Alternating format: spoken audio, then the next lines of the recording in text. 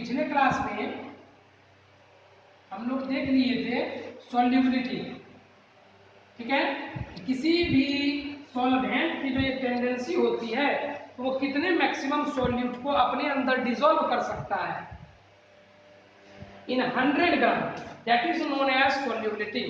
और हमने देखा कि सॉल्युबिलिटी पर टेम्परेचर और प्रेशर का इफेक्ट पड़ता है, ठीक है, अलग अलग तरीके से पड़ता है। सॉलिड इन सॉलिड है, सॉलिड इन लिक्विड है, उसमें टेम्परेचर का अलग इफेक्ट पड़ता है। गैस इन लिक्विड है, उसमें टेम्परेचर का प्रेशर का अलग इफेक्ट पड़ता है। तो उस पॉइंट को याद रखना है कि टेम्परेचर का इफेक्ट पड़ता है और प्रेशर का भी इफेक्ट पड़ता है। जनरली ऐसा कंसीडर किया जाता है कि टेम्परेचर और प्रेशर एक दूसरे के उल्टा इफेक्ट जनरेट करता है, ठीक है। कहने का मतलब है अगर प्रेशर इंक्रीज करने से सॉल्युबिलिटी डिक्रीज होगा तो टेम्परेचर इंक्रीज करने से इंक्रीज होगा, ठीक है। दोनों का अपोजिट इफेक्ट होता है। अब हम लोग इसमें नेक्स्ट देखते हैं changes, physical and chemical changes. Short topic है ये, आप लोग पहले भी पढ़ चुके, इसमें हम नहीं बताएंगे, आप ही बताइएगा हमको, ठीक है। हमने पिछले क्लास में क्लास 8 में पढ़ा है फिजिकल और केमिकल चेंजेस के बारे में। What is a physical change, बताइए, आप लोगों को मालूम है?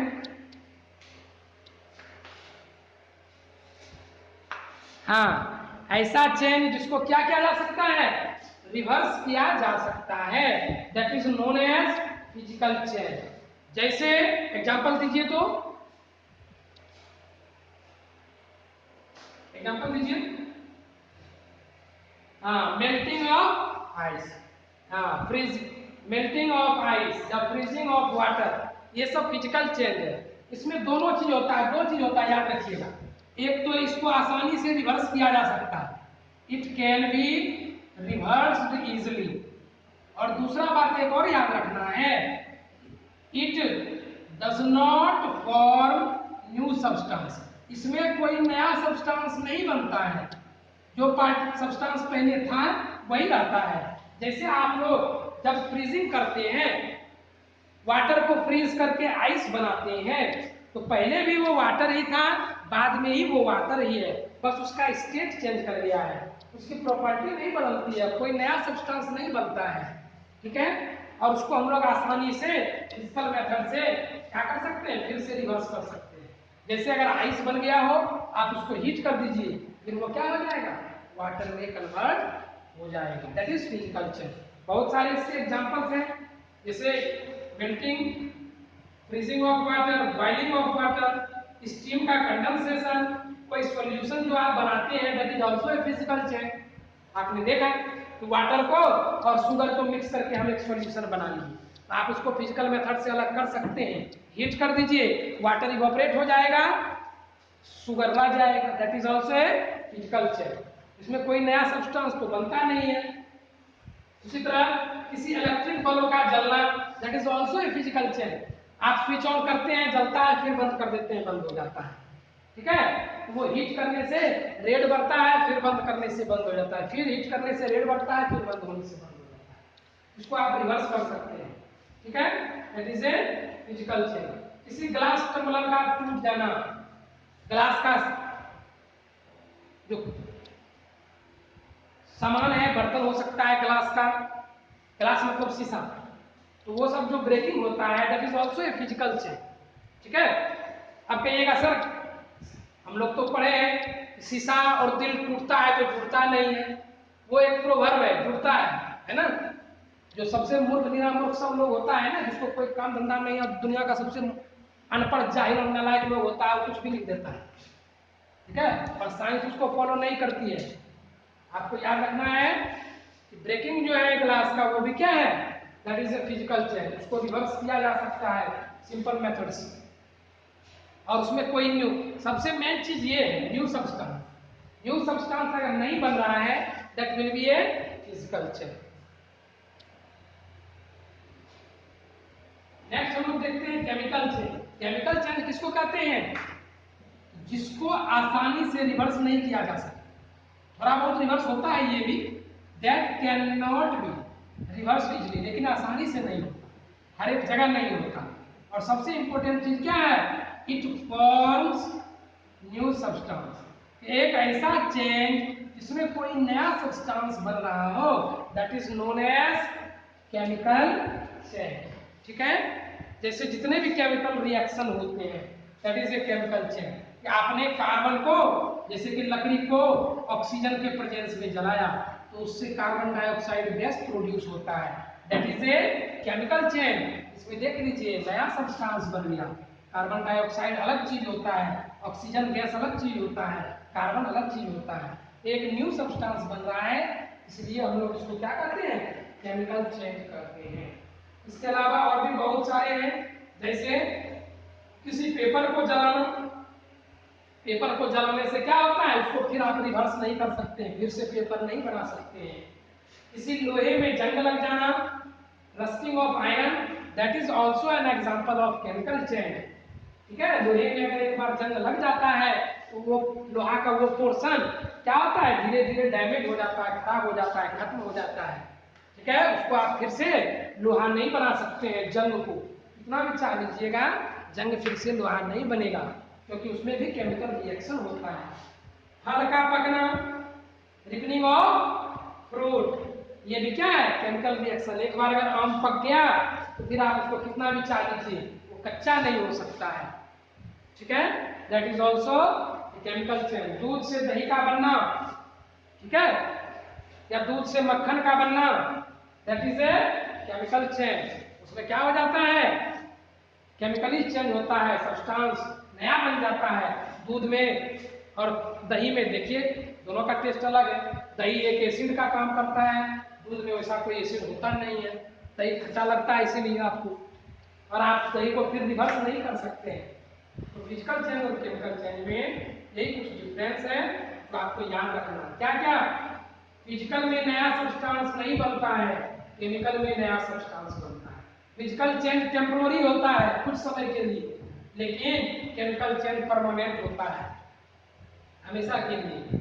फिजिकल चेंज इजीली रिवर्सिबल होता है और केमिकल चेंज जनरली इरिवर्सिबल होता है, उसको आप रिवर्स नहीं कर सकते हैं। फिजिकल चेंज में बहुत कम हीट एनर्जी निकलता है या लगता है, लेकिन केमिकल चेंज में बहुत ज्यादा हीट एनर्जी एब्जॉर्ब होता है या आउट निकलता है, बाहर निकलता है। और लास्ट है कि फिजिकल चेंज में मास जो है वो कभी बदलता नहीं है, लेकिन केमिकल चेंज में कुछ कुछ मास क्या हो जाता है, कभी कभी चेंज हो जाता है। और कोई गैस बन गया होगा वो क्या हो जाएगा, एनवायरमेंट में चला जाएगा। तो नेट मास सब्सटेंस का रिएक्टेंट में और प्रोडक्ट में थोड़ा बहुत क्या हो सकता है, वेरी कर सकता है। ये बेसिक डिफरेंस है फिजिकल चेंज में और केमिकल चेंज में। ठीक है, ये तो हम लोग पहले भी पढ़ चुके हैं।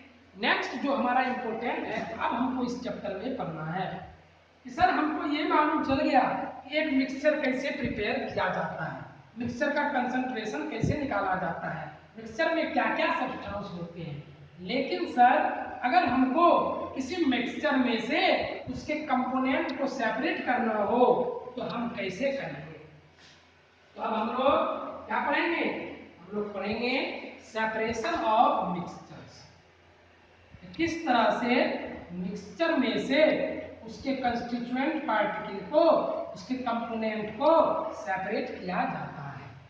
अब मिक्सचर जो प्रिपेयर होगा ये कितने तरह का हो सकता है, देखिए सॉलिड और सॉलिड का मिक्सचर हो सकता है, दूसरा सॉलिड और लिक्विड का मिक्सचर हो सकता है, तीसरा लिक्विड और लिक्विड का मिक्सचर हो सकता है।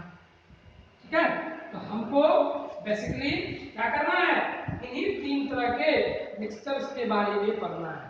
पहला mixture, mixture of two solids, दूसरा mixture, mixture of a solid and a liquid, और तीसरा जो हमको यहाँ पढ़ना है इस टॉपिक में वो है मिक्सचर ऑफ टू लिक्विड्स। दो लिक्विड्स का जो मिक्सचर होता है ये दो तरह का हो सकता है।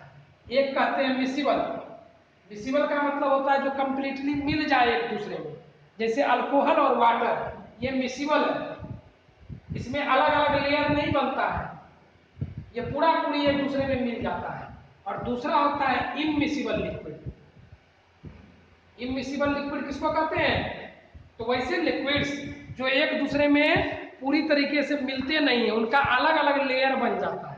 जैसे अगर आप केरोसिन को वाटर में मिलाए होंगे तो आपने ऑब्जर्व किया होगा केरोसिन ऊपर रह जाता है, वाटर नीचे रह जाता है। That is immiscible liquid. ठीक है, तो चलिए हम लोग देखते हैं हम लोग किस तरह से इन मिक्सचर्स को अलग अलग करेंगे। सबसे पहला है टू सॉलिड्स का मिक्सचर। अगर दो सॉलिड मिक्स किया हुआ हो उसको कैसे कैसे अलग किया जा सकता है। मिक्सचर ऑफ टू सॉलिड्स कहता है। इसके क्या है, बहुत सारे तरीके हैं इनको सेपरेट करने के। कुछ प्रोसेस तो हम लोग क्लास स्टैंडर्ड 8 में, स्टैंडर्ड 7th में बायोलॉजी वाले टॉपिक्स में पढ़ते आए हैं। जैसे हैंड पिकिंग। हम लोग के पुराने समय में जो दादी मम्मी लोग होती थी वो क्या करती थी, चावल में से जो कंकड़ निकालना होता था, तो rice is also a solid और जो स्टोन है that is also a solid. तो किसी राइस में से कंकड़ निकालना हो तो वो लोग क्या करती थी, हैंड पिकिंग करती थी, हाथ से चुन चुन कर निकालती थी। तो हैंड पिकिंग हम लोग कब करते हैं, हैंड पिकिंग हम लोग तब करते हैं जब मिक्सचर में से एक सब्सटेंस क्या हो, थोड़ा बड़ा हो। ठीक है, तो हम लोग क्या करेंगे, उसको हैंड पिकिंग कर सकते हैं। दूसरा तरीका है विनोइंग। आप लोग पढ़े होंगे एग्रीकल्चर में क्लास 7 या क्लास 8 के चैप्टर्स में विनोइंग आपने पढ़ा होगा, हार्वेस्टिंग, विनोइंग, थ्रेसिंग। तो विनोइंग में हम लोग क्या करते हैं, इस प्रोसेस में वैसे सब्सटेंस को अलग किया जाता है जिसमें से एक भारी हो, हैवी हो, और दूसरा हल्का हो, लाइट हो।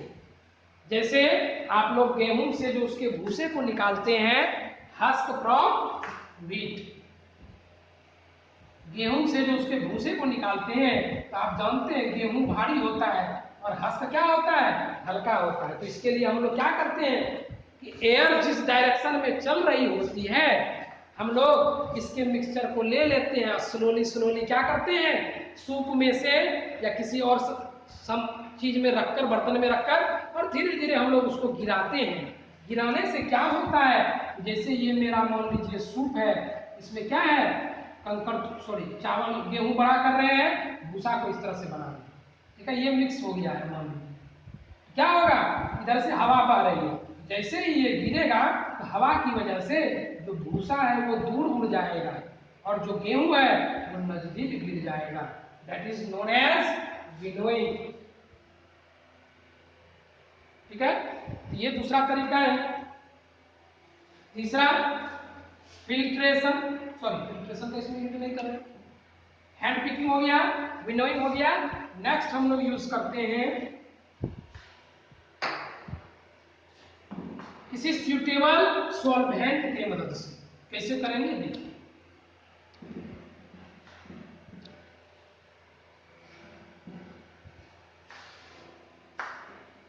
with the help of a suitable solvent। ठीक है, किसी सुटेबल सॉल्वेंट की मदद से भी हम लोग दो सॉलिड्स को अलग कर सकते हैं, लेकिन इसमें कंडीशन क्या होगा कि इस प्रोसेस से वैसे दो मिक्सचर को हम लोग दो सॉलिड को अलग कर सकते हैं जिसमें से एक सॉल्यूबल होना चाहिए उस सॉल्वेंट में और दूसरा सॉल्यूबल नहीं होना चाहिए उसमें, तभी हम लोग इसको क्या कर सकते हैं, अलग कर सकते हैं। अब जैसे साल्ट है और क्या है, इसमें मान लीजिए सैंड मिक्स हो गया, साल्ट और सैंड मिक्स हो गया है, तो अब ये तो दोनों छोटा होता है, हैंड पिकिंग तो कर नहीं सकेंगे। ठीक है, तब हम लोग क्या करते हैं, विनोइंग भी नहीं होगा क्योंकि दोनों भारी है, दोनों गिरेगा नजदीक में। तब हमको क्या करना होता है, सॉल्वेंट का यूज करना होता है। हम जानते हैं ये सॉल्ट जो है, नमक, ये वाटर में डिजोल्व हो जाता है, लेकिन सैंड वाटर में डिजोल्व नहीं होता है। तो हम लोग क्या करेंगे, एक वेसल लेंगे, उसमें वाटर ले लेना है हाफ, और इसमें क्या करेंगे, इस मिक्सचर को डाल देंगे और उसको बढ़िया से स्टायर कर देंगे। आप जानते हैं स्टायर करने से क्या होगा, ये जो सॉल्ट है ये वाटर में डिजॉल्व हो जाएगा और सैंड डिजॉल्व नहीं होगा। फिर हम क्या करेंगे, एक फिल्टर पेपर ले लेंगे और उसमें उस सॉल्वेंट मिक्सचर को उल्टा कर देंगे, ठीक है, उसको इन्वर्ट कर देंगे। तो जैसे इन्वर्ट कीजिएगा जो सॉल्यूशन है उसमें क्या होगा, वाटर और साल्ट जो है वो फिल्टर पेपर से बिना फिल्ट्रेट हुए बाहर चला जाएगा, लेकिन सैंड पार्टिकल क्या हो जाएगा, उस फिल्टर पेपर में पकड़ा जाएगा। अब हम क्या करेंगे, सैंड वहां से हमको अलग से मिल गया, उसको सुखा लेना है, पानी बाहर निकल जाएगा। और यहाँ जो वाटर और साल्ट का मिक्सचर बना इसको भी आप क्या कर दीजिए, हीट करके इवोपरेट कर दीजिए, तो यहाँ से वाटर भी उड़ जाएगा, तो आपको सैंड भी मिल गया, सॉल्ट भी मिल गया। इस प्रोसेस से हम लोग अलग कर सकते हैं, ठीक है। इस तरह से सुटेबल सॉल्वेंट की मदद से आप कर सकते हैं। नेक्स्ट तरीका है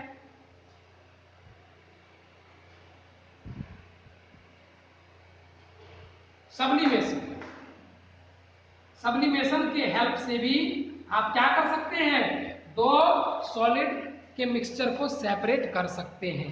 कैसे करेंगे, तो आप सब्लिमेशन जानते हैं कि किसको कहते हैं, पिछले चैप्टर में हमने पढ़ा है। सब्लिमेशन का मतलब होता है डायरेक्ट सॉलिड से गैस या गैस से सॉलिड, कि कुछ ऐसे सब्सटेंस हैं जिनको हीट करने से वो डायरेक्ट गैस में कन्वर्ट हो जाते हैं या उनको ठंडा करने से वो डायरेक्ट सॉलिड में कन्वर्ट हो जाते हैं। इसी प्रॉपर्टी का यूज हम करेंगे वैसे दो मिक्सचर को अलग करने में, जिसमें से एक सब्सटेंस या एक कंपोनेंट जो है वो सबलाइन पार्टिकल होगा और दूसरा सबलाइन पार्टिकल नहीं होगा, ठीक है। जैसे मान लीजिए कि अमोनियम क्लोराइड हमने ले लिया, हमने क्या ले लिया, अमोनियम क्लोराइड ले लिया, ठीक है। अब आपको क्या करना है, इस अमोनियम क्लोराइड को और दूसरा ले लीजिए कॉमन साल्ट, नमक जिसको आप लोग बोलते हैं, कॉमन साल्ट उसका नाम है, ऐसे हम लोग जनरली साल्ट बोलते हैं। तो इन दोनों को सेपरेट करना। अब ये भी व्हाइट होता है, ये भी व्हाइट होता है, दोनों वाटर में डिजोल्व भी हो जाता है, विनोइंग भी नहीं होगा, तब क्या करेंगे, sublimation is the best process. हम जानते हैं कि अमोनियम क्लोराइड एक सबलाइन पार्टिकल है और साल्ट सबलाइन नहीं करता है, तो हम क्या करेंगे, दोनों का एक मिक्सचर तैयार कर लेंगे, ठीक है। और उस मिक्सचर को हम क्या करेंगे, हीट करेंगे। कैसे करेंगे, तो मान लीजिए हम एक कोनिकल फ्लास्क ले लेंगे, ठीक है। हमने क्या किया, ये एक कोनिकल फ्लास्क, या दूसरा तरीका है चाइना डिश ले लीजिए। चाइना डिश का मतलब ये नहीं है चाइना से बनाए, उसका नाम दे दिया गया है चाइना डिश, ठीक है।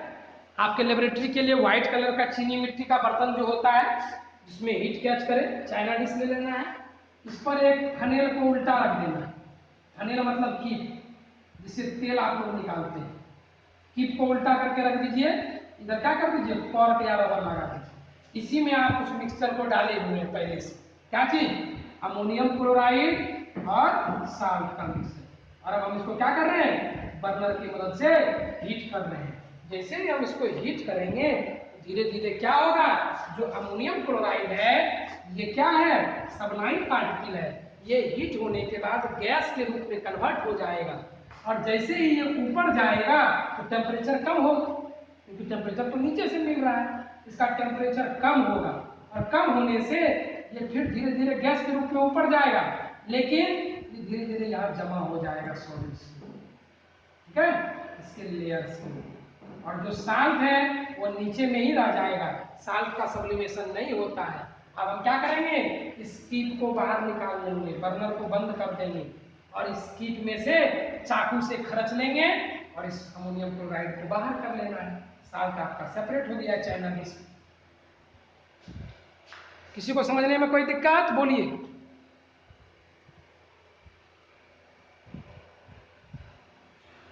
चलिए ये प्रोसेस देखिए कैसे हम एक से एक तरीका है, ये नहीं तो वो नहीं तो ये, उसके यूज से दो सॉलिड्स को अलग कर सकते हैं, ठीक है। इसके बाद एक और तरीका है मैग्नेटिक प्रॉपर्टी। मैग्नेट का यूज करके भी हम सब्सटेंस को अलग कर सकते हैं, लेकिन कंडीशन क्या होगा, उसमें से एक सब्सटेंस मैग्नेटिक होना चाहिए, मैग्नेट से वो अट्रैक्ट होना चाहिए, तभी हम क्या कर सकेंगे, उसको सेपरेट कर सकते हैं। जैसे देखिए हम क्या, इसके लिए हम लोग क्या करते हैं, एक मैग्नेटिक व्हील तैयार करते हैं। गेहूं का जो मिल वगैरह होता है, इस तरह का आपने पट्टी वहां देखा होगा, इसी पट्टी के ऊपर वो घूमता है, ऑब्जर्व किए हैं, गेहूं का तेल का जो मिल होता है उस पर एक पट्टी रहता है। तो हम लोग क्या करते हैं कि दो व्हील लेते हैं, उसमें से एक व्हील में क्या करते हैं, मैग्नेट को चिपका डालते हैं।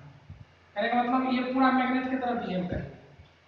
अब जो भी मिक्सचर मेरे पास है ए और बी का, उसमें से एक सब्सटेंस तो मैग्नेटिक होगा, दूसरा नॉन मैग्नेटिक होगा, तभी हम इसको अलग कर सकते हैं, नहीं तो नहीं कर सकते। ये प्रोसेस तभी यूज करेंगे जब एक सब्सटेंस मैग्नेटिक हो और दूसरा क्या हो, नॉन मैग्नेटिक हो। अब हम क्या करेंगे, इसका मिक्सचर को ले लिए, इस पर डाल दिए और व्हील को चला दिए। व्हील के चलने से क्या होगा, ए प्लस बी इस तरह से यहां से आगे बढ़ेगा, आगे बढ़ेगा, आगे बढ़ेगा दोनों मिक्सचर, आगे बढ़ेगा दोनों मिक्सचर, आगे बढ़, जैसे इस कॉर्नर पर आएगा, इसके बाद क्या होगा, जो मैग्नेटिक सब्सटेंस है उस पर इस व्हील का इफेक्ट पड़ेगा, ये मैग्नेट उसको अपनी ओर खींचेगा, तो वो मैग्नेटिक सब्सटेंस क्या होगा, इसके नजदीक गिरेगा।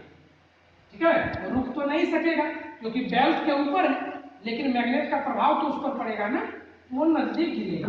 और जो नॉन मैग्नेटिक सब्सटेंस है, इस रोटेशन के वजह से वो क्या हो जाएगा, जोर से दूर गिरेगा।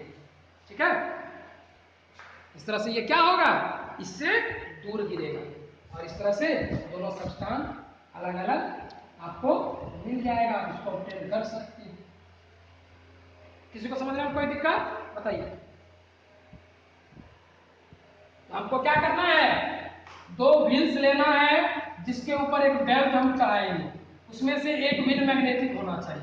अब हम इस व्हील को जैसे ही रोटेट करेंगे, the mixture will move forward and the magnetic substance will experience a attraction force due to which it will fall nearer to the wheel, while the other component which is non-magnetic it will fall क्या होगा, far away from the wheel, and in this way the mixtures can be separated easily. ये कुछ process है जो solid को solid से अलग करता है। कल हम लोग पढ़ेंगे, थोड़ा लंबा है, लिक्विड सॉलिड और लिक्विड का, और लिक्विड और लिक्विड।